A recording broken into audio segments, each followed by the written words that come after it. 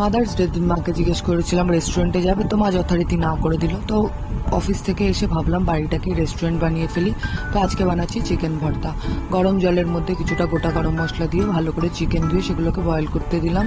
আর তারপরে প্রয়োজনীয় সমস্ত কিছু কাটাকাটি করে নিচ্ছিলাম, যেমন আদা, পেঁয়াজ, রসুন সমস্ত কিছু। আর বয়েল চিকেনের মধ্যে থেকে যে ফেনা ফেনা জলটা বেরোবে সেটা ফেলে দিলাম।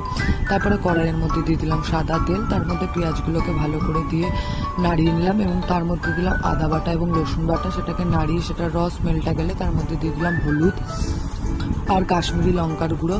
তারপরে সেটার মধ্যে চিকেন যে বয়েল করেছিলাম সেই জলটা দিয়ে দিলাম। তারপর চিকেনগুলোকে কুচি কুচি করে এভাবে ছাড়িয়ে নিলাম। আর যেই ইয়েটা তৈরি করেছিলাম পেস্টটা, সেটাকে ভালো করে মিক্সিতে একটা পেস্ট বানিয়ে নিলাম।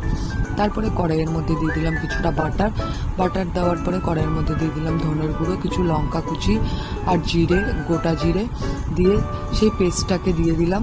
সেই পেস্টটা দেওয়ার পর কুচি কুচি করা চিকেনগুলো দিয়ে ডিম সিদ্ধ দিয়ে তার মধ্যে একটু দিয়েছিলাম কাসুরি মেথি আর ফ্রেশ আমুল ক্রিম দিয়ে চিকেন ভর্তা রেডি করে দিয়েছিলাম।